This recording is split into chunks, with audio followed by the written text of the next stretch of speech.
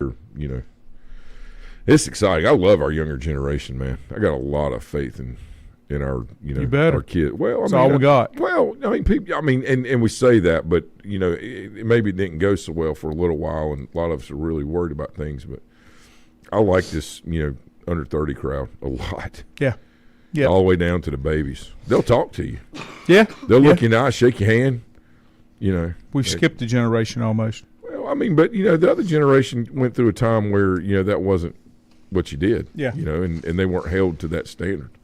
One thing, I don't know if you remember this, but like in the fall or any team I've ever coached since Cali the last 25 years, I've made them shake my hand and look me in the eye before they leave. Right. Practice and a game, game and practice. They have to shake my hand. And it should be that way. Yeah. It is good, and they can't give me a little weenie shake. I mean, it's got to be a good. Be a man. Step up. Look, I tell you what, we'll have a good time with it. There's a lot of them try to break my hand doing it, especially when they get older. It's fun. It's fun. All right, let's go. Let's just go NFL to start with because G is just excited. He's excited to be here. I'm going to give you a concept, and this is something that you talk about all the time for, and I'm going to ask you if you think that I'm on the right track with our hometown Carolina Panthers. Now, I'm seeing people get all upset. All upset. Well, now, wait a minute. Let me break it down for you. Then you tell me, okay? They released the center because they didn't think he was there. Mm-hmm. They have felt Moton was there at right tackle. Yeah. The kid out of NC State at left tackle, I'm still not sold on him. Well, that's to be announced. But to be announced. They're taking an existing offensive lineman and moving him to center. Right. No. Are they taking Robert Hunt? No. Hunt's going to still be a guard. He's the guard they signed. And they just signed Damian Lewis. That's a big out of Seattle for another guard. That's a big deal. The reason I think they're on the right track is they have got to put some type of a real running game to get the defense off Bryce Young. So they've got two motor graders they put in the middle. They do. So it looks like to me they're doing what you're supposed to do is you build from the inside out. No, I completely agree. So I'm not looking forward to make playoffs this year, but I do feel like that is a move in the right direction with what they're trying to do and rebuild and restructure that team. Now, you're still going to have to see what happens with Bryce Young. I think they got a head coach in there now that understands what he has to do to make him successful, and it takes some of these younger coaches to do that. I do like the moves that they've made so far. Yes. I do like the moves they've made so far. What about Burns? What do you think about that? They didn't get enough for him, but that was on them. No. I think they got just a perfect amount because think about it. How many sacks did he get last season? How many do you have? I know it wasn't many. No, it's fine. So the point of all that is second, fifth round, right? Mm-hmm. For the type of player he is, maybe not all that up front, but in the what they actually did is they actually got a little better by getting rid of a really good defensive player. And now when you talk about that, you say, wait a minute, that doesn't make any sense. Mm-hmm. The acquisitions that have been done and the moves that have been made in the interior front are potential, and I say this, no pun intended, game changers, right? Mm-hmm. Like you said, building the inside out. All right, Bryce Young has no problem on the outside. Okay, he doesn't. He's elusive. He's smart. His IQ is very high as far as probability, thinking very quick on the run, those kind of things. But where was he having trouble? Because he was basically getting eaten, and just swallowed every game was between the tackles. Mm-hmm. When you run the football, that can't happen because they can't get upfield. They have to be line of scrimmage players when you have a running game. All right, so what does that do? That takes teams like Dallas that have the great edge rusher, that takes that out of the equation, right? That's why the Cowboys are so vulnerable, because they got great edge rusher but not great defender. There is a difference, okay? And now they got to be line of scrimmage players. Well, now you do that with a great running game, that's going to make an average quarterback look really good. This kid is super athletic and way above average when it comes to intelligence quotient, arm speed, all these things, ball out of hand, reads.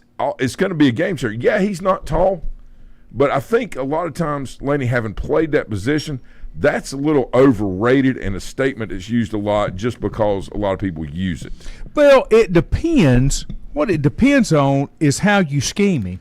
And that's what I mean. That's the we whole agree. thing. We all agree with that. Yeah. We all, and G and I Yeah. talked about that last week.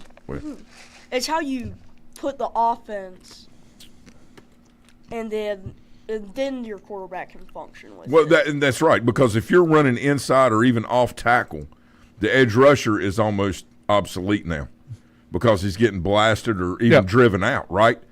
Whether you use the H-back or a tight end or, go, what they call 12 personnel, 21 personnel, all these different things, right? Or 20, even 22 a lot of times now.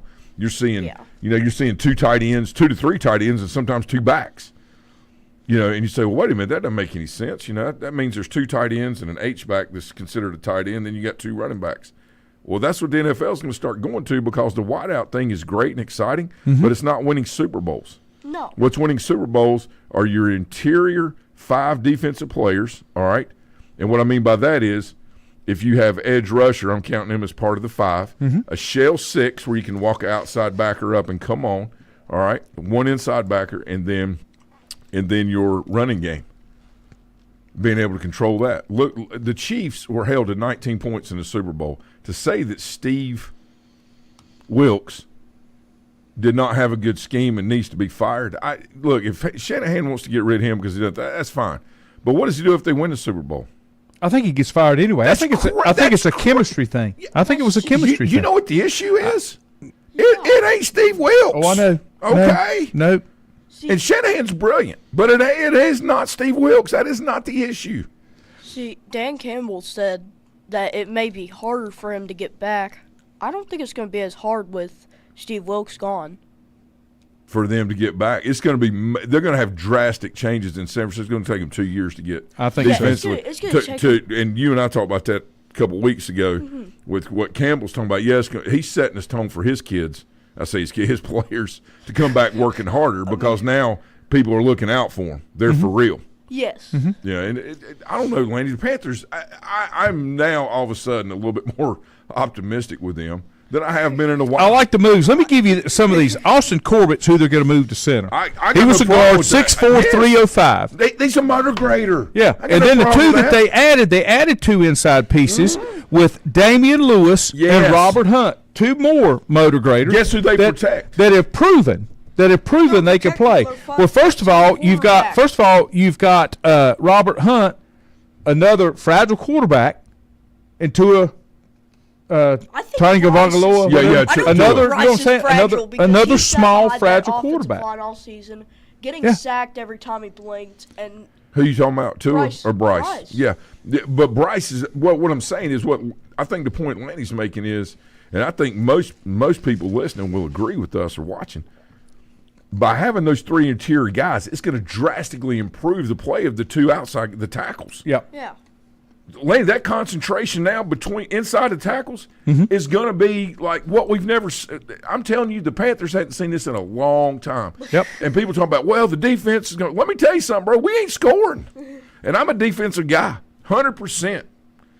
All right, head coach, offensive coordinator, defensive coordinator, special teams. I would take defense any day of the week. I love it, but I'm telling you, this is exciting for offense because now. You throw in an average to above average tight end in this, and you give me Thielen and one other wideout that has any kind of breakaway speed, any kind. Well, they picked up one from Pittsburgh. Yes, Deontay Johnson. And he's really good. I told you about that, Yeah. but they're not doing their secondary problem. Well, what now? They're not fixing their secondary problem. Not yet. You just hang on though, and I'm completely okay at running back with either Chuba Hubbard or Miles Sanders. Either one of them I think is okay, and they need to develop kind of like they did back in the Williams and Aaron Jones may be coming. Who? Aaron Jones. Yeah, I mean he's on the, and I'll tell you another one on they the might could pick up on the Chief that would be good for Carolina. Hunter Renfrow. He got cut. Oh my God! I forgot cut. he was out there. Yeah, he got cut yesterday. Hey, quick, maybe arguable fact, but me being a baseball guy too, got some. Hunter Renfrow, when he was at Clemson, was probably the best baseball player while he was there. He really didn't play. This guy is incredible. He is like Amendola and The other one, number 11. Oh God. He's on Fox. Yeah. Well, anyway, you know what I'm talking about. The two. Number 11. Played for the Patriots. Number 11. The wide receiver. Small. The crazy one. Small. The crazy wideout. Oh, Edelman? Yes. Yeah, Julius Edelman. He is an Edelman and an Amendola with the brilliance of a Steve Largent with the character of, whoever,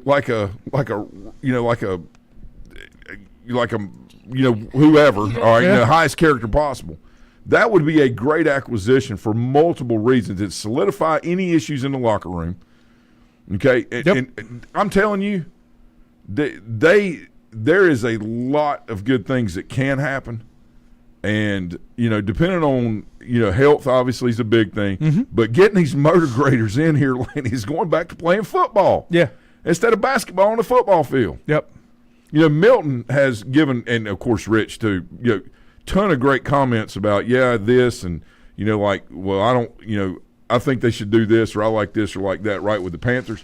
But I think the one thing that we all, and I agree with almost 100% everything they say, I really believe that the outside in is the way to go. It has to be. To get this ship righted. Yep.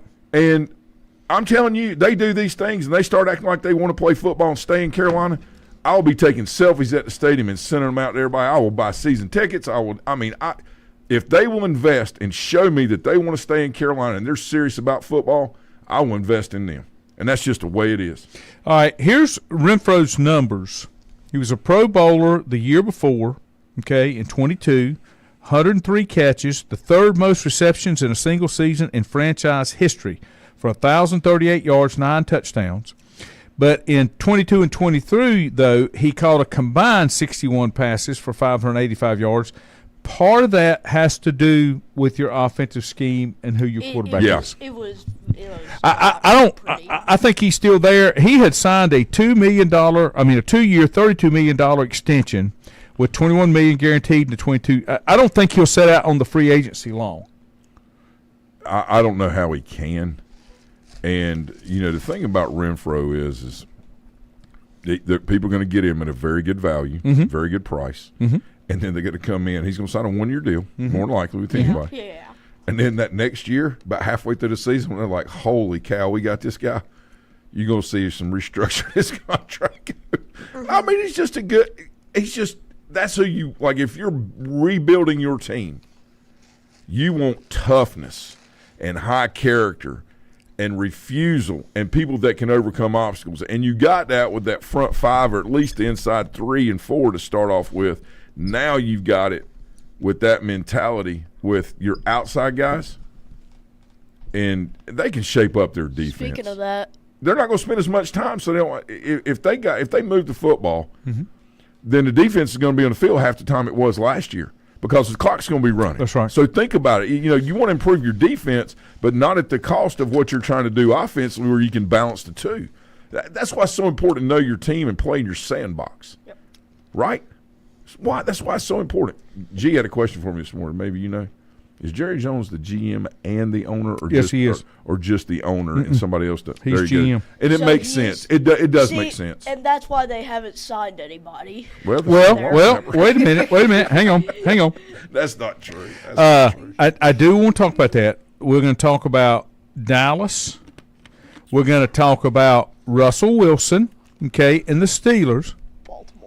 And Baltimore. Baltimore made some moves. I heard a good thing yesterday afternoon. Baltimore was one of those that just said, hang on. You ever see the movie 300? Oh, yeah. Okay. When Leonidas sits there and says, patience, wait. The Patriot. God, wait.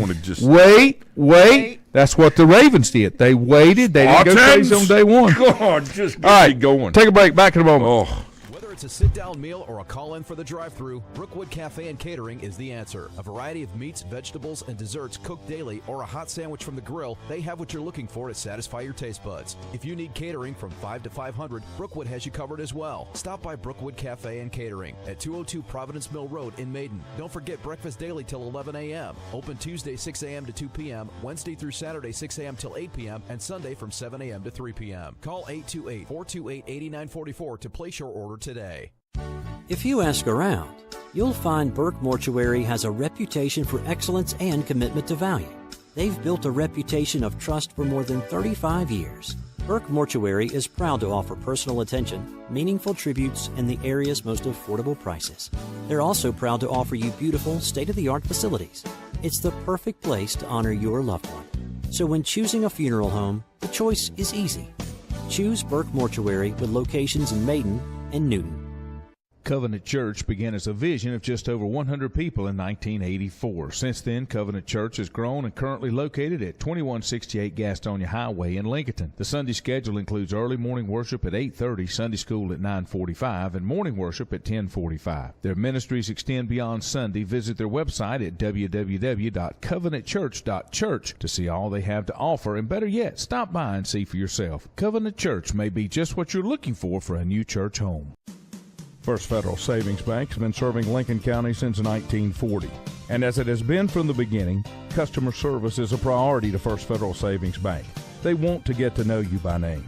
First Federal Savings Bank has the convenience, the products, and the services that the larger banks have, but with hometown people that you see throughout your community. Stop in and visit one of their 4 convenient locations and see what First Federal Savings Bank has to offer you. Member FDIC, an equal housing lender. Untangling your headphones, finding the right remote, saying goodbye to your favorite shirt that hasn't fit in 10 years. Why are simple things sometimes so complicated? Thankfully, with Auto Owners, insurance doesn't have to be one of them. Auto Owners works with independent agents who live in your community and answer when you call, so you can worry about more important things, like finding a new favorite shirt. That's simple human sense. Call Mooney Insurance in Maiden or East Lincoln Insurance in Denver or visit mooneyinsurance.com.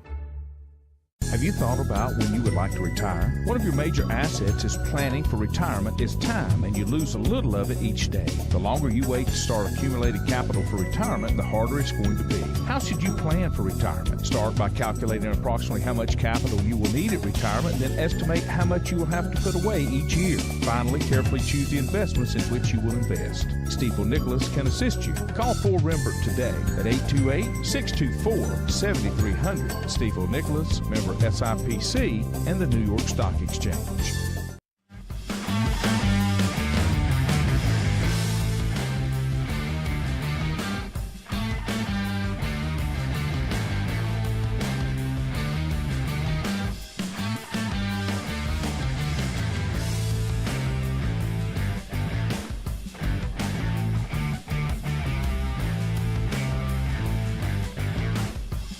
All right, we're back. Let me get off that sound card. There we go. Glad to have you here. All right, you asked the question about Jerry P. Jones. Yes. You know Jerry P. Jones. Well, Jerry P. Jones, morning, Stevie. Jerry P. Jones is everything at Dallas. But let me tell you what I heard yesterday. And this makes more sense to me than any. How can, just like your Dallas has made no moves, okay, but everybody's talking about them. And they're still considered America's team. They're still the most expensive sports franchise probably that's out there. Yeah. Yet they haven't been relevant in 30 years. Why did they do everything in their power to not win the playoffs? Well, here's the deal. It's the first round, they can make it.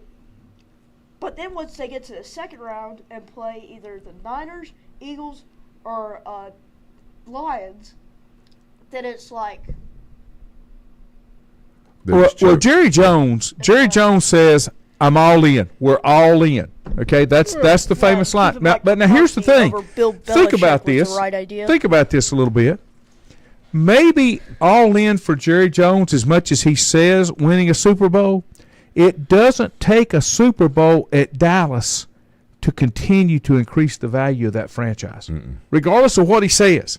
So is his purpose to really win a Super Bowl? He could have done that. He could have had multiple with Jimmy Johnson. Or is it just to keep the Dallas Cowboys and feed his ego on top of everything? Engagement. Yeah. It's about engagement. Yeah. All great CEOs are great entertainers. Yep. Okay. And we think back. I mean, we think back to to all of them out there. Elon Musk. I mean, they're the ones that are super successful. Tim Cook, even Steve Jobs, before his passing, right, with Apple. all these great CEOs they're Jamie Dimon. They're great entertainers, and it's because of engagement. When you have somebody like Robert Kraft, you really don't look at him as a great no jokes, please, a great entertainer. But depends on where he's at. Yeah, be entertained. Just saying. But because his focus is developing the franchise, but also winning Super Bowls, right? And he's a sandbox guy. He may not agreed or have agreed with what Belichick always did, but he let him do his job. Yep. Mm-hmm. And it's just varying degrees on what the Rooney family, for the longest time, they're very they're advocates, and they do a lot of great things, and worldwide and community, and have a lot of things that they're out in front of, and issues and social issues and all these things. But I never really saw them as great entertainers. I saw them as people that were serious about winning a Super Bowl, or at least used to be. I don't know what's been going on lately. Here's the deal. Where it's at. Here's the deal with Jerry. Okay, he bought the Dallas Cowboys in 1989 for $140 million. Right. Estimated value now, and I don't think this would touch them, $5.5 billion. Oh, they're 15, 20 billion. I don't think it would touch them because they're the Cowboys. Yeah, no, that's a $20 billion acquisition. Marketable team in the That NFL. you know what? That's one of the things on the bucket list is to go out there to that stadium, right? Jerry World. Yeah, and that's basically what it is. It's like going to Wally World, Disney. I mean, you can go out there and spend a week going through all that stuff. And in case you don't remember, Jerry played at Arkansas. He was co-captain of the 1964 National Championship football team. Yep. He was an offensive lineman, played for Frank Broyles. Yep. If you follow college football, you know Frank Broyles. And then some of the teammates that were out there, not only was it Jimmy Johnson, Right. Kenny Hatfield, Jerry Lindsay, who was a future Outland Trophy winner, Lloyd Phillips, and Hayden Fry, Johnny Majors, and Barry Switzers. You can't beat the pedigree that came off of that national championship team and off that team as far as look at what all those people accomplished. And look in varying different degrees and ways, right? I always thought Switzer was a great CEO entertainer as well. He kind of outspoken and kind of exciting and things like. I mean, I don't think he got enough credit, even though people say, "Well, that's Jimmy's team," and this and that. You still got to come in and manage it and win it, and that's a lot. Unless you've ever done that at any level, all right, it's a little harder to come in and do that than it looks. People say we just need to stay out of the way and do that. I joke all the time. I got Coach of the Year in 1999, in the area and the region or whatever for winning state. That's the least amount of coaching I ever did in my life. The next year when we were 5-15 was probably the best coaching job I had done over, up until 20, past 20 years.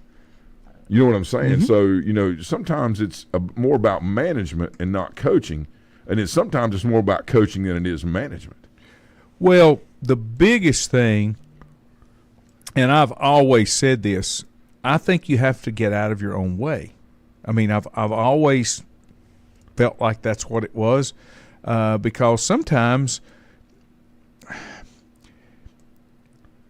I think sometimes you have to do a little self-reflection of where you're at and what you actually contribute, and sometimes it's hard for people to do that. Now, in Jerry's case, let me give you in Jerry's case, because I was just looking at, and I did not know this, okay?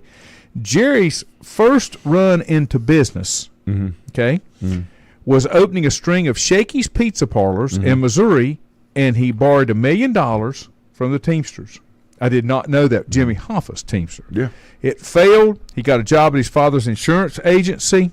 He received a master's in 1970. He had other unsuccessful business ventures, including using Teamster money to try to buy San Diego Chargers. That was the first time he wanted to do it in 1966. Then when he got into the gas and oil exploration business, that's when it all kind of took off. And a lot of that is timing. But the thing that I think we see here is there's a never quit attitude, right? And one will jump in and say, yeah, but he's borrowing other people's money. No, they were Good businessmen do that. But they were, and you should I say always, you should really consider doing that instead of using your own anytime you can. But whether it be the Teamsters, the people that run it, they were investing in him, the person. A lot of times we hear things about companies and this, that, and the other, and people say, well, I'm buying this and I'm buying that.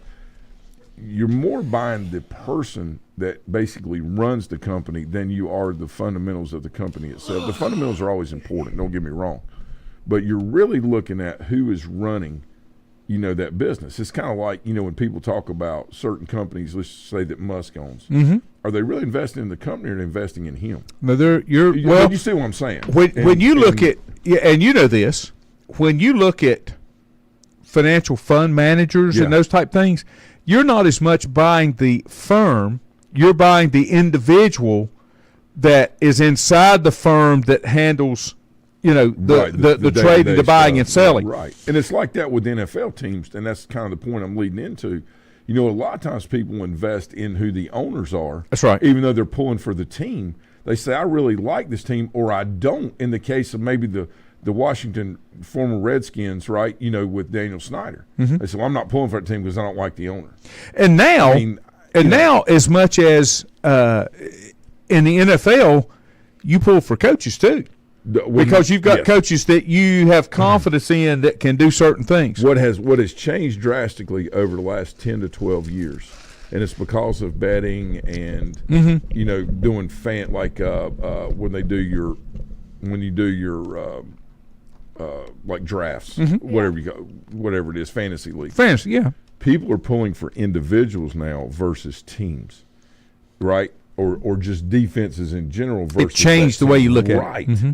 And so the dynamics have changed within the sport. And, that's by the way, before we go, I want to talk about, I had a meeting with the president, Mars Hill, came by yesterday at the office and talked. We had talked for about an hour. I want to give you updates on a couple things. Yeah. Let me do this. Stephen asked this question, and I think you're completely right, Stephen. He said, now that Kelsey has retired, do the Eagles move Dickerson to center? Dickerson is the backup center, but I think based on the deal they just gave him, $87 million and $50 million guaranteed. He's the man. And that's a local product. Yes, sir. I mean, he's right here. They're moving him right this. And they should. Interior lineman and grading, okay? This is best to date. He finished tops among interior offensive linemen in ESPN's run block win rate at 81% and tied for fourth in the pass block rate at 96%. The only thing that has ever scared me a little bit about him, he's got some parts that he's had to rebuild over the years. Well, no, that's very true. But, today's surgeries are, and you and I obviously know this as good as anybody. Today's surgeries, a lot of times the body is rebuilt to be a little stronger than it was before. It's kind of like a Tommy John surgery, right? When they go and repair that, they actually make the arm stronger. So, you got rehab and all these things. The body has to get used to the new way that it is, but it becomes stronger with the way. So with Dickerson, he's going, and I think we have to really, really keep this in mind anytime we're talking about, football players especially. The grind of the game, they're going to have to overcome these things and stay at that really high level. And like you said, if there's anything at all that starts showing up, this tends to happen very quickly, right? Mm-hmm. Right now, he is still able and even getting better, I think, at, run, like they talk about, I think it was run blocking you talked about there. But just the overall intelligence of playing football up front. Well, that's why that's why Philadelphia went after Kelsey as center because of his knowledge. Yes. I think Landon Dickerson brings that same thing. Yeah. With and I think they experience. By playing beside him. Yeah. You don't think that Landon was in his hip pocket? Well, like I say, on depth chart, he was back up anyway. Yeah, and being in those meetings, the offensive, the center, basically the center and the guard are calling everything now. Yeah. The guards turn around looking at the quarterback and then slapping the guy. Right. While the center's communicating things. It's getting interesting, and it's pretty cool, the way that things are developing as far as, who's doing what. The quarterback used to call everything, Landon. Yes. Everything. Yes. And the center would call the interior 3 or 5. That is not what's happening now. Once they identify the mic, they've got the coverage, and they are ready to roll. When you look at the depth chart there, Landon Dickerson is starting left guard, and Cam Jurgens is the center. Now that Kelsey's retired, I think they flipped that. And I think they will.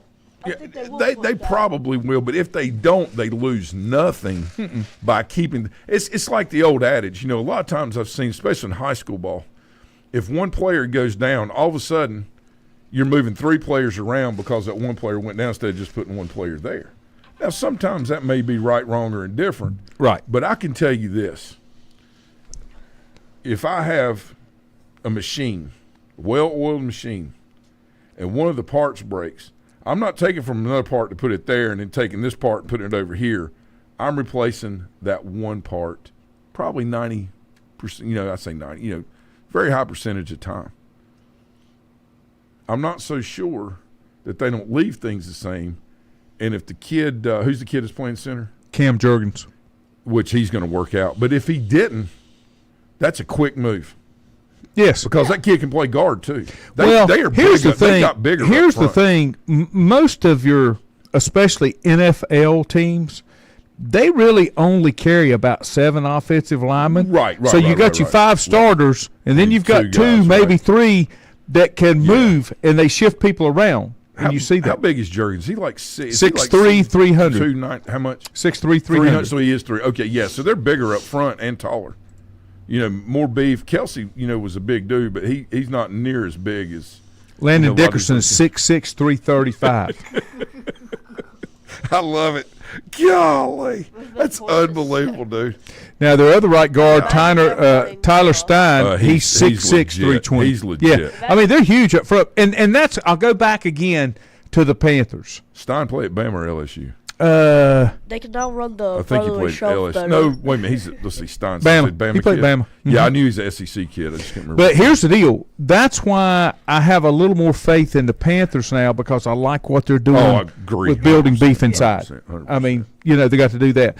Now, Adam said, he said, I think it's possible that Dallas goes after a running back in the draft instead of going after a 30-year-old back. I didn't, other than I guess the money is why they let Pollard go, but Dak has to have a strong running game or you're going to really see his production go down, in my opinion. CeeDee Lamb is a great player, but he's only as good as Dak's ability to get him the ball, right. To your point. And this is kind of like a Captain Obvious moment, but they have to have an inside tackle, not off-tackle running game. They have to run in behind the guards in order to open up for CeeDee Lamb. And they didn't do that against the No. Pull your mic around, G. They didn't do that against the Packers. No. Because, first of all, the Packers ran all over them. And then, because they can't stop the run.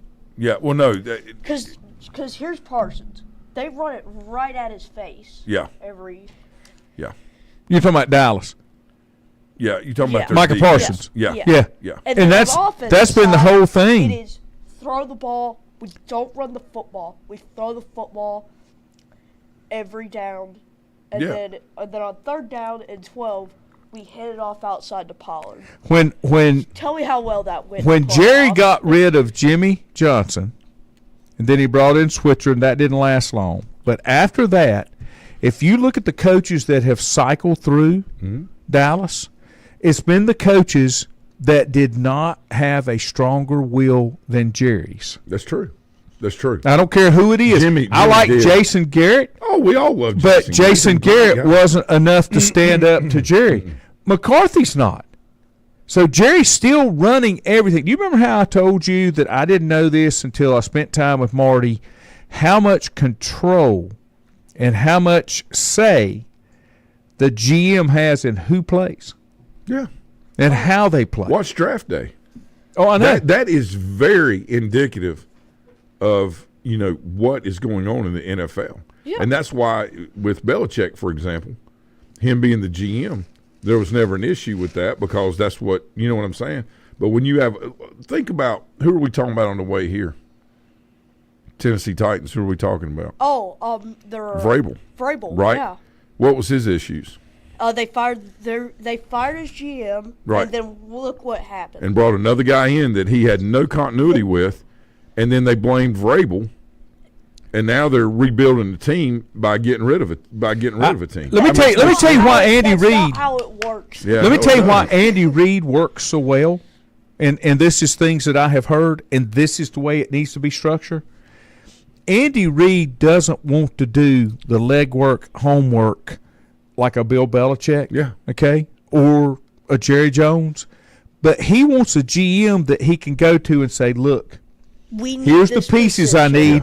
Here's We my need this specs. position. Right. Here's my specs that need to fit these positions. Go find me. Well, how smart is the GM to have that relationship with Andy Reid? Right. Well, I mean, it shows. That's- the you proof is saw in the it with pudding. Chris Jones, for example. Well, yeah. Yeah. I mean, I don't know if he was the one that drafted Chris Jones. He probably was. Well, regardless, he went to the GM and said, listen, especially after the first game of the season, it was evident that they had to have him or they were not Yeah. going to even have a I shot. mean, when Darius Tony drops a pass every time you blink, it doesn't help when you can't run the football. Right, but you got to have Chris And Jones. then your defense can't make a stop. They're like, Let me ask you. Andy Reid's probably like, go get a contract or go get a franchise tag, Chris Jones. Next season we're re-signing him. Let me ask you, and this may be an old movie, but I've been seeing it pop up on TikTok when I'm watching, and I really go down some sports, holes. There's a movie circulating now, and I can't tell if it's about the Lakers and Magic when he was young, or about Bird when he was young, or just a movie about that time frame Yeah. of the NBA. Yeah. It is absolutely fantastic. And to watch some of the, especially with the NBA, with the Lakers and the Buss family. Yeah.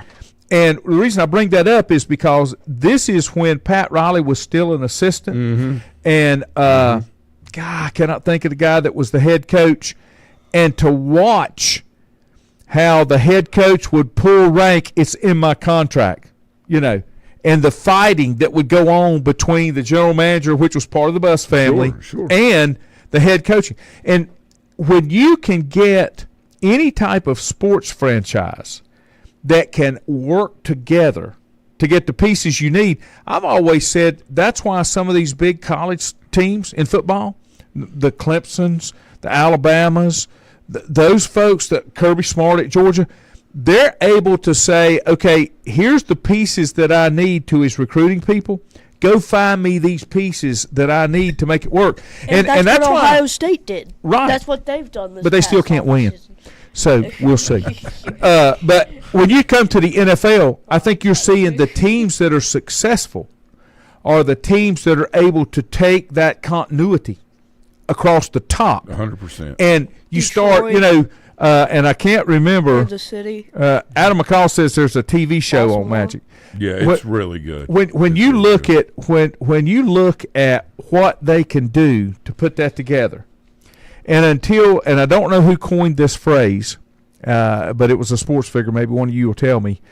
But I know that when they made the video "We Are the World," they had a sign at the door that said, "Check your egos here." Yeah.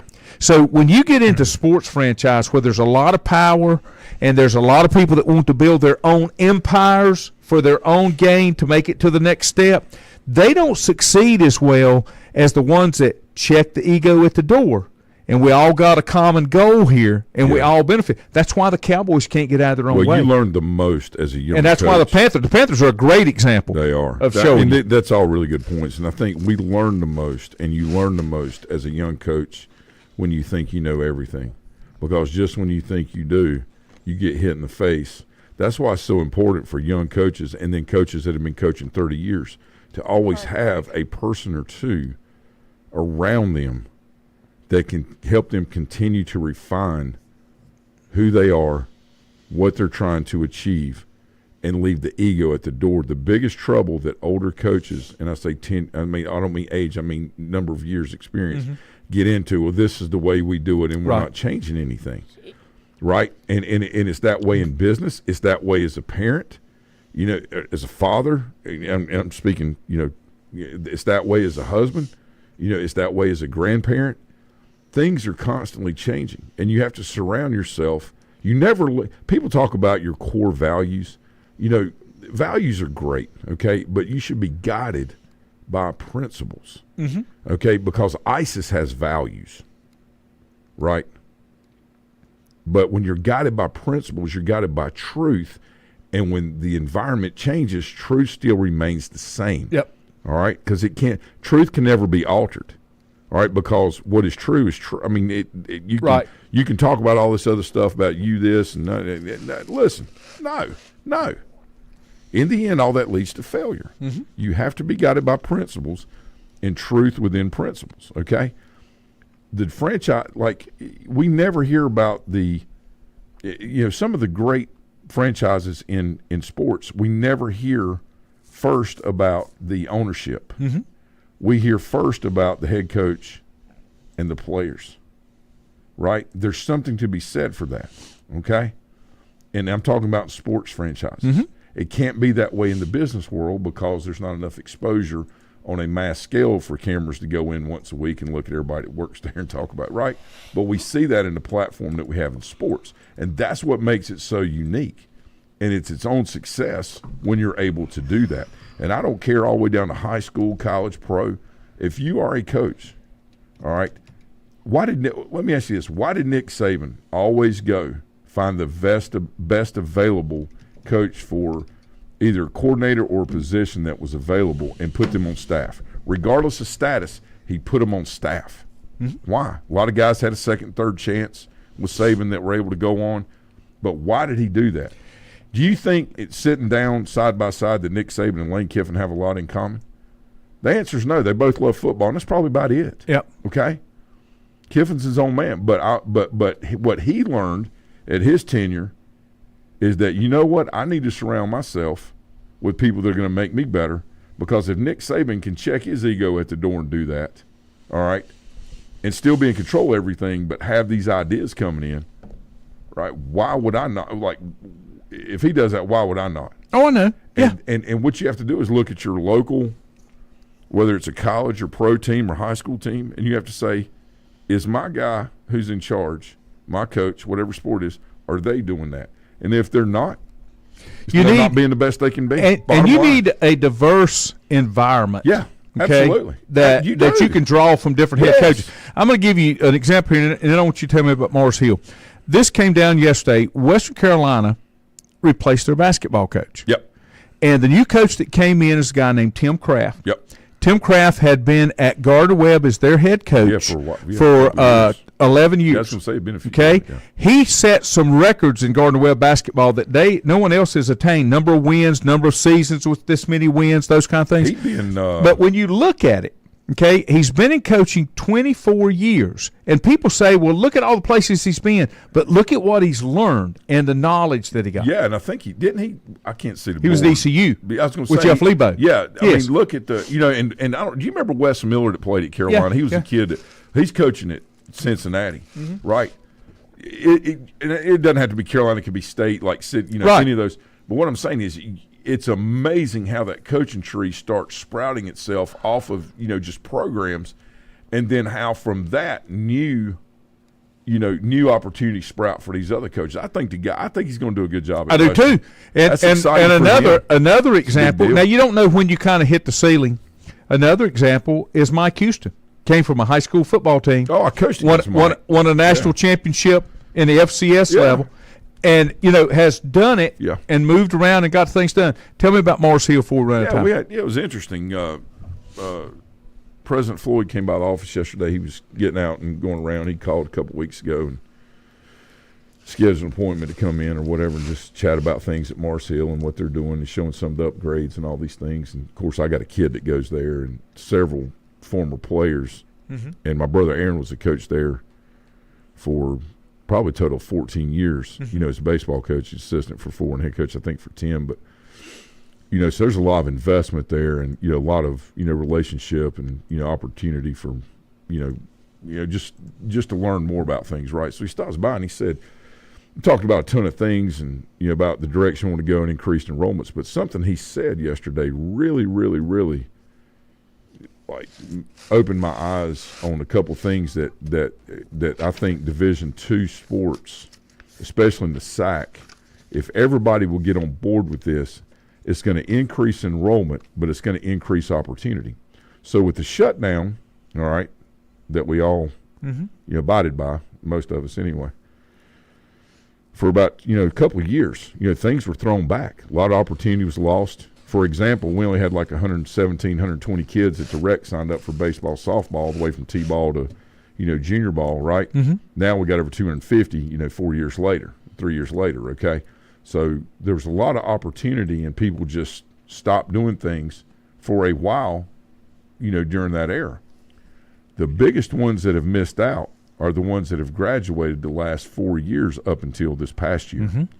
All right, so what's happening is with the transfer portal, being able to go wherever you want to go and play for whatever team you want to play for if they'll have you, is squandered a lot of opportunity for freshmen and sophomores that are not playing at that highest level yet, because the older kids have been getting a 6th year and a 5th year, all this stuff, which was absolutely ridiculous. And there's only one reason they did it, in my opinion, okay? It's because they needed more kids to stay in school so they could pay people, okay? That's what I believe. I understood the 1 year because you did lose that, but it should only been seniors. You know what? Stuff happens in life. I know. I tore my ACL like 532 times. I lost a lot of years and they didn't give me but one, okay? So I don't want to hear that crap, all right?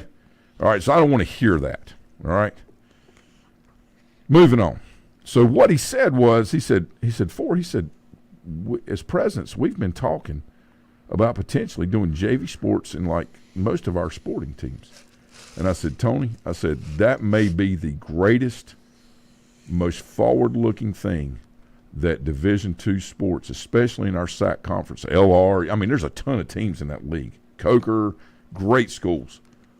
If they open up JV sports in soccer, in football, softball, baseball, basketball, volleyball, these freshmen and sophomores that want to go play sports that don't go to junior colleges, all right, because you get to play pretty much there, right, because it's the first 2 years and you don't have seniors, obviously, and juniors.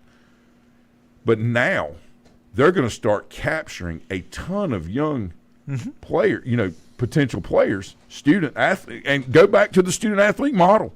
Nobody's getting paid, but you know what they're getting? They're getting something called opportunity, which is what America's all about. Well, what do a lot of kids when they go to JUCO route? They want to go JUCO hoping they get picked up by another school for those last 2 years. And play as that junior, senior. There's that opportunity. Now the opportunity's there for these younger players. All right, like Quinn, for example. He's gotten 8, 7, 8, 10 at-bats, whatever it is this year.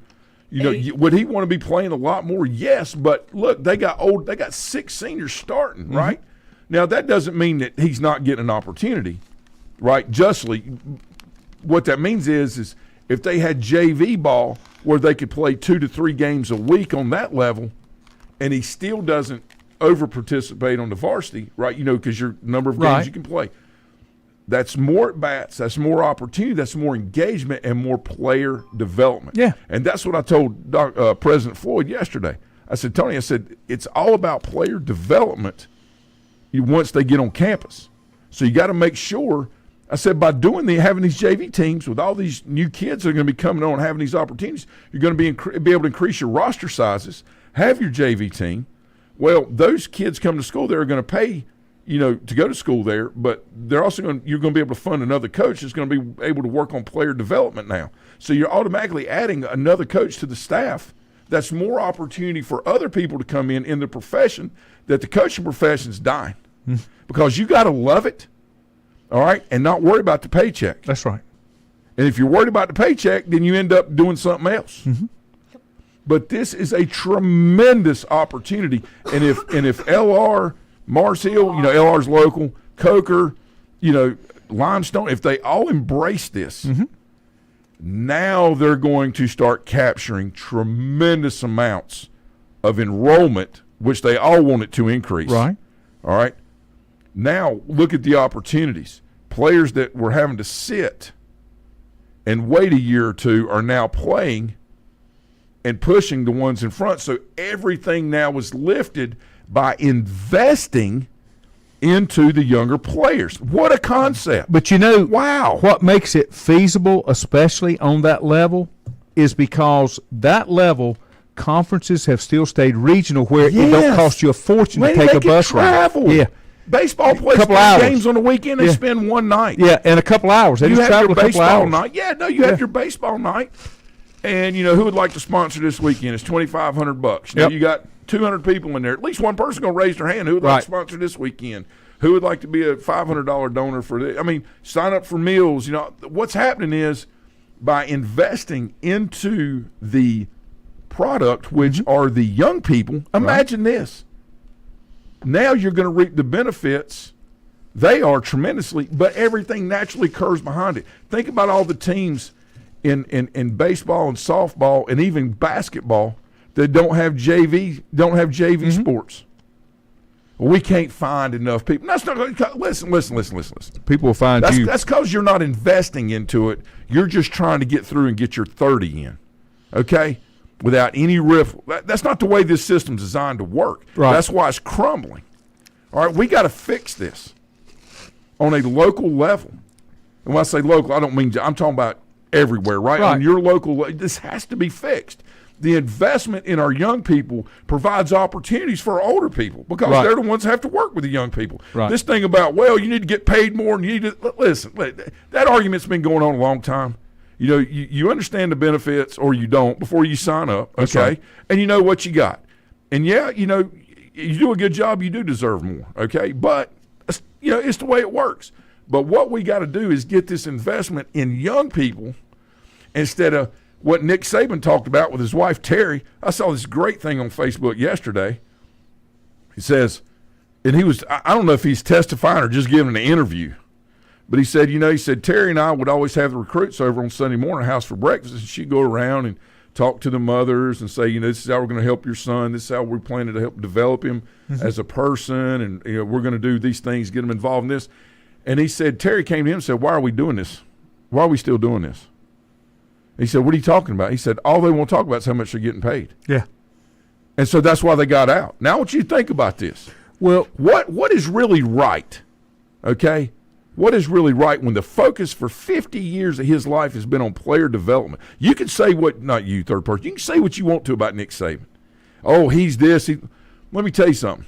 You can say what you want to, but the guy had player development as a person and a player in the forefront of everything, okay, before winning, because he understood that in order to win consistently, this is what has to be done, and everybody benefits from that. It's an investment. It takes time. It takes effort and energy. How much energy does it take to swipe a check and send it out, especially when somebody else sends the money in? None. That means you have no investment in it, okay?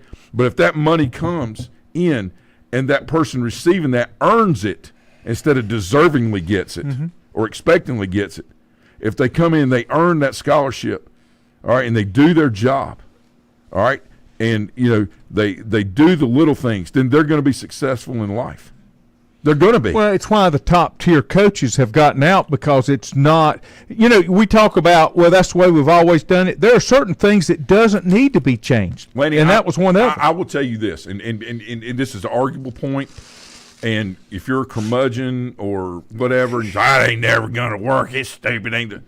If I was a head college football coach, I would do exactly what Sweeney's doing, and I'd double down on it. I would say these are our core principles. This is our value system. I'm going to find 100 parents in this country and their kids that believe in what we're doing and as a top-tier athlete, and I'm going to get them to come here for what we're doing and what we're trying to provide instead of just writing a one-time check and you coming in and transferring out 2 years later. That's what I would do. People can say he's wrong, he needs to adapt. You know what? I can understand that. But if you double down on what you're doing, you can find 125 people out of 230 million. You can find 100, really, I say 100, really 85 top-notch 4 and 5 star, 2 stars that have that, kind of like ETN was only a 3, I believe. You can find that if you work hard enough and believe in that. So I'm waiting for somebody to come in and sell that instead of handing this out. When they do that, the balance will start getting back.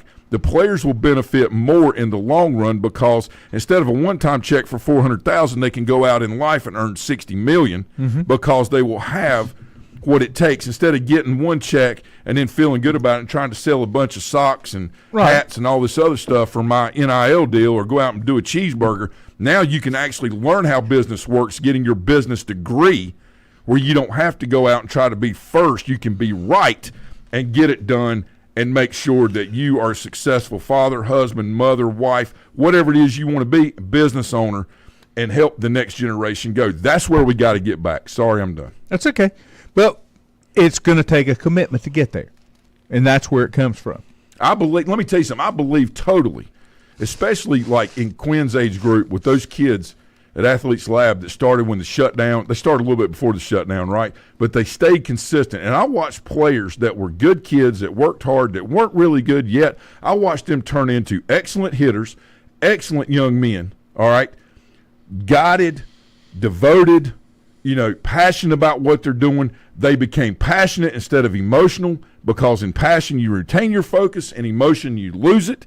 They learned how to navigate their issues, and now I think every kid on his team, I think there were 13 of them, every one of them are playing college baseball somewhere. And it's not because we know everybody. It's because they earned it, okay? Well, but that's what it is. But where the difference is, and you know this, there was a commitment there from those that were educating and developing these players. This is where you set your goals. Exactly. And until that happens, so that train of thought, that methodology begins and goes all the way through, and you switch off, I got to make the most that I can make for me, that's when it's going to change. It's going to take that kind of commitment from those above that are in charge of the program to make the change. That's why people are seeking alternative methods to a lot of the high school stuff because it's just not working out the way it needs to work out. Yeah. Right? Because it's more about winning right now instead of developing right now to win consistently down the road. Well, and nobody wants to put the commitment in and the time to develop because they want instant gratification. Well, and a lot of times say, well, I'm only make this. I'm not – listen, you should always – if you want to be successful in anything you're doing when it comes to business or – being a husband, father, wife, mother, whatever it is you want to do, you should always invest more than you are compensated for, right? Mm-hmm. Right? With the business that I run, you can line up every one of my clients across, I say every one of them, but they will tell you he is fully invested in me as a person and in what we're trying to do here. He cares about what I'm doing. He's easy to access. He will call me. He will, whatever, that's so important in the coaching realm, okay?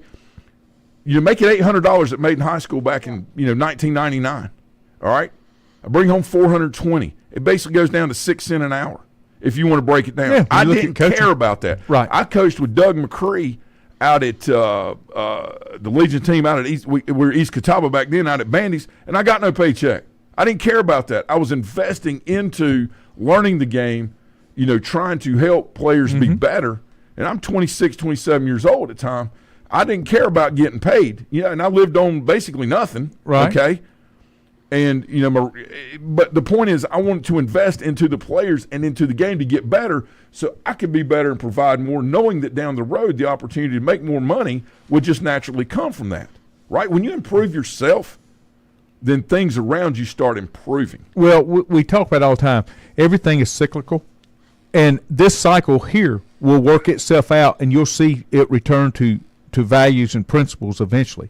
But it's just going to take time. It's an education process to find out that instant gratification and got to have it now is not sustainable, not long term. No, it's not. And so once you can get to that point, then it's different. Let me take a break. And then Tim Wilcox dropped by earlier in the week. He's got another wrestling show coming up at Cross Country. Have a great Thursday, everybody. I'm going to take a break, and we'll see you back with Tim Wilcox just a moment.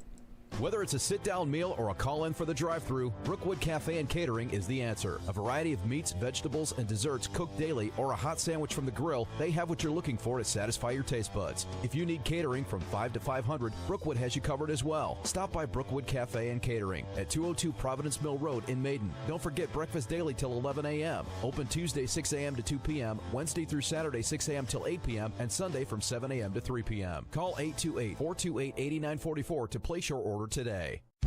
If you ask around, you'll find Burke Mortuary has a reputation for excellence and commitment to value. They've built a reputation of trust for more than 35 years. Burke Mortuary is proud to offer personal attention, meaningful tributes, and the area's most affordable prices. They're also proud to offer you beautiful, state-of-the-art facilities. It's the perfect place to honor your loved one. So when choosing a funeral home, the choice is easy. Choose Burke Mortuary with locations in Maiden and Newton. Covenant Church began as a vision of just over 100 people in 1984. Since then, Covenant Church has grown and currently located at 2168 Gastonia Highway in Lincoln. The Sunday schedule includes early morning worship at 8:30, Sunday school at 9:45, and morning worship at 10:45. Their ministries extend beyond Sunday. Visit their website at www.covenantchurch.church to see all they have to offer, and better yet, stop by and see for yourself. Covenant Church may be just what you're looking for a new church home. First Federal Savings Bank has been serving Lincoln County since 1940. And as it has been from the beginning, customer service is a priority to First Federal Savings Bank. They want to get to know you by name. First Federal Savings Bank has the convenience, the products, and the services that the larger banks have, but with hometown people that you see throughout your community. Stop in and visit one of their 4 convenient locations and see what First Federal Savings Bank has to offer you. Member FDIC, an equal housing lender. Untangling your headphones, finding the right remote, saying goodbye to your favorite shirt that hasn't fit in 10 years. Why are simple things sometimes so complicated? Thankfully, with auto owners, insurance doesn't have to be one of them. Auto Owners works with independent agents who live in your community and answer when you call, so you can worry about more important things, like finding a new favorite shirt. That's simple human sense. Call Mooney Insurance in Maiden or East Lincoln Insurance in Denver or visit mooneyinsurance.com. Have you thought about when you would like to retire? One of your major assets is planning for retirement is time, and you lose a little of it each day. The longer you wait to start accumulating capital for retirement, the harder it's going to be. How should you plan for retirement? Start by calculating approximately how much capital you will need at retirement, then estimate how much you will have to put away each year. Finally, carefully choose the investments in which you will invest. Stiefel Nicholas can assist you. Call Ford Rembert today at 828-624-7300. Stiefel Nicholas, member SIPC, and the New York Stock Exchange.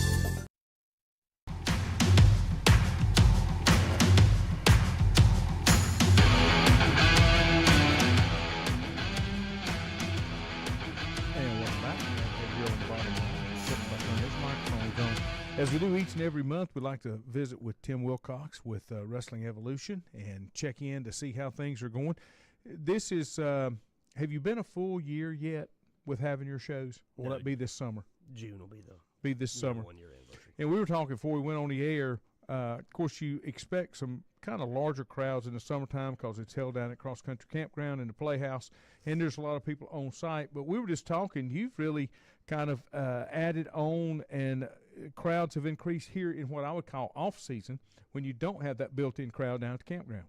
That's correct. This last show was the first one. I went to the back and told some of the guys in the locker room area that they had to give up their chairs because we had used every chair that was in the building to that point, except for merch tables or whatever. So if we can keep that momentum going, we could be at standing room only soon. Yeah. We've talked about it before. When you look at your shows and you're there every show and you're watching everything that's going on, what would you guesstimate is your return fans? What percentage would be return fans? That's hard. I know to say, I know you've recognized some folks. Oh though. yeah. I've got quite a few. I mean, our front row is virtually all gone, like within days. After, and it's usually the same group of people, right, purchasing those seats. And then we got a lot that are in the general admission section, and it's a lot of faces that I recognize and come in. So, oh gosh, and then we've started getting more and more. Like there's a lady that she came 2 shows ago, and was impressed with the product, and she makes sure she buys her seat in advance now. And she said that Wrestling Evolution's on my calendar every weekend that you run to attend. So, and you got a show. Next show here for March is coming up this Saturday night. Give us a rundown on what that's going to be. Show's entitled Breaking Rules. It's a Breaking Bad theme on the poster. It's this Saturday, March 16th at the Carl's Country Campgrounds. We have 8 matches on the card. Duke Patterson returns to take on Chase Coleman, and Chase Coleman's making his debut. He is the son of Ring of Honor's Caprice Coleman, the ageless one. You have a returning Nathan Cross taking on Tommy Okami. Tommy Okami just lost the Legacy title this last show. In a match that's being sponsored by Pro Wrestling is for Everyone. Christopher Prince, the former champion, will be taking on Stephen Meeks. He's a hippie character. Fans loved him. He hugs everybody. Gabriel Kai makes his debut, and he'll be taking on the new Legacy champion, Mason Allen. One thing that's not a match, but I will be doing a performance evaluation as CEO Tim Wilcox of my head of security, John Matthews. Tommy Django returns from his suspension to take on the up-and-coming talent of Morgan Dash. Kid's good. Kid's really good. Dante Khalifa, the Ascension contract winner, will be taking on Maurice Moss. The other guys get a rematch from the finals against the Allens. The Allens won the tag titles this last event back in February, and a debuting TJ Boss, which will be the biggest competition yet, I feel, will be taking on the champion Don Furio. Now, you've got this month's show, next month's show at April, that's still at the Cross Country. And the May show, is that still booked for Bandy's High School? Tell us a little bit about that. Yeah, May 11th, we are going to be at Bandy's High School. Tickets are available. Those are only first come, first served basis. You can buy them now, either through the high school, or you can message the Wrestling Evolution Facebook page. That goes directly to me. Tickets for that event are $20 for the floor seats, $10 for kids, and then general admission bleachers would be $15 for adults, $5 for kids and students, $10 for kids and students on the floor, and then $500 free in general admission. You can also do a $10 early entry option to where you can get in at 5 o'clock instead of 6 o'clock, and that we'll have like wrestlers set up for meet and greet. Alex Jankula and the Anonymous Blues Band will be taking the stage, probably playing around 5:30 till just before bell time. They'll also come back out and play the national anthem. And we got guys. Let's see, I got Heath Slater, formerly of WWE and TNA. You got the current TNA Digital Media Champion Crazy Steve's on the card. TNA's Savannah Evans, TNA's John Schuyler. Have a former TNA Knockouts champion Angelina Love will be there with Psycho Boy Fodder. You got Ring of Honor's Caprice Coleman actually will be on that show. You got Suicide, who was a former TNA X Division champion. He's also going to be on there. Caleb Conley, Sean Legacy, who is a phenomenal talent. He's actually will be coming fresh off a tour of the UK when he appears for us in May. And then several other. So how many matches are actually on that card? 8. 8 matches on that one as well. 8 again on that one. Now your shows last approximately how long? Usually, we've run a little over, but the the bell time's at 7, and usually we're done by I'm going to say 9:45 at the latest. I'm a time stickler, so I'm upset if we really run over. And that's with a 15-minute intermission as well. So I two guess and a half roughly. What I'm getting at, it's a great value for what you're getting for a live show like that. Definitely. For the cost of it, it's, you're going to get your money's worth when you come out to see it. You're going to see good talent. You're going to see local talent. You're going to see what you saw 25, 30 years ago here locally that kind of went away. And there's still folks that like to see that up close and personal. There are a few shows that come in. I know that I think Sting had his retirement match up in Greensboro But it's still not the same like it is when you have the local shows around here. And I'm assuming a lot of your guys are starting to build a pretty good following from fans as well. Oh yeah, they are. I go back to that one lady who comes. She comes for. Originally she came because of Tommy Okami, and then she came and was impressed with the product, the setup, the production, everything that we do, and so she's become a regular. Now I know you've got the Bandy show coming up. Are there some of those outside of cross country you're looking at moving down the road? We are in preliminary talks with one or two schools in Monroe. Okay. I'm still waiting to hear back. I got one person that's trying to help get me through to that, and so we're working on that. And then if there's any other, I feel like if we do this right and do this well for bandies, that other schools will be like, hey, maybe you need to come do something for us. Right. So that's the ultimate goal. It's because, I want my guys to be able to show out all over the place, all over the Carolinas. Any new talent that you can think of that maybe you're kind of trying to break into the ranks, or anything new development-wise you're thinking about, whether it might be a meet and greet or a legend that may not be wrestling but come in for photographs and autographs and that kind of thing? I've been looking at a few, and just obviously it's the price. Right. Of what has to be worked out, but I know Baby Doll does quite a few appearances. And she's not far. She's out of Lenore. No, she does not far at all. And then there's a few here and there that I would just have to again talk to and see what I can do, because if I have to go through an agent, I really don't like going through an agent, because it ends up being, well, you just got more layers of money to get there. Oh yeah, because I won't mention the name, but I talked to one and then very well known person, and I got the rate, and I was like, neither one of us could make money doing that. That's right. Like I said, I know years ago when once it kind of moved and left the area, and you didn't have the local shows anymore, there were a few wrestlers that had wrestled in the past, and maybe some older ones. I remember going to a show at West Lincoln. Wahoo was still there. George South was still a part of that. In the Italian Stallion, and those guys still had some draw power, but it was kind of their promotion. But they did the meet and greet kind of thing that was all part of your ticket to get in. You could get autographs and photographs, and then the match itself. And sometimes I think guys have forgotten how they got there. Yeah. And it's like a lot of other sports. Once you kind of, I guess, break those ties to the loyal fan base, it's hard to get back. And then, of course, the big promotions and stuff, they can cut you off in a heartbeat. Yep. Well, like with the Bandy show, the $10 early entry, other people will be able to take advantage of that, but we're really wanting to see it's a first come, first served basis. I know people will want their seat as quick as possible, get the best seat available, and everybody will be set up for a meet and greet kind of there. And of course, at our shows, all the guys set up their merchandise tables and do things, but I would like to bring a legend in as long as it's sustainable. Something makes sense. Got to make sense for all parties involved. Exactly. Yeah, I understand that. Give us a rundown again of what we got coming up this weekend.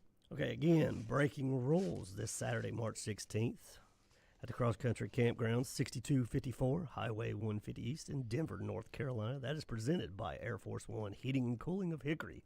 Also sponsored by Second Time Around Comics and More of Conover, Lake Norman Hemp Company of Denver, and the Untouchables of Denver. Tickets are still available. Tickets will be available at the door. We have upgraded some payment options. We will be taking PayPal, Cash App, and Venmo as well, besides cards and cash. On the card, you have Duke Patterson versus Chase Coleman.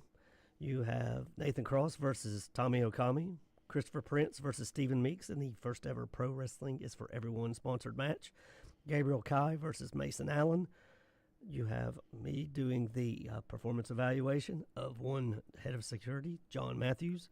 Tommy Django versus Morgan Dash. The Dante Khalifa versus Maurice Moss. The other guys versus the Allens in tag team championship action. And TJ Boss versus Don Furio. Excellent card coming up. Tim, we appreciate you taking time and including us, letting us be a part of what you do and what you're bringing back to the community. I think it's awesome, and I think the response that you're getting, you're understanding that it was something that was lacking and that people would support once you got it out there. Yep. And one more thing, let me add too. You bring as every month I do something for the community. So you bring an easy, open, pop-top canned good item or a small thing of paper plates. I knock $5 off the adult ticket price, and those items will benefit Hesed House of Hope in Lincolnton. Okay. Awesome. As always, thanks for joining us. We'll take a time out. We'll be back with more here on The Bottom Line.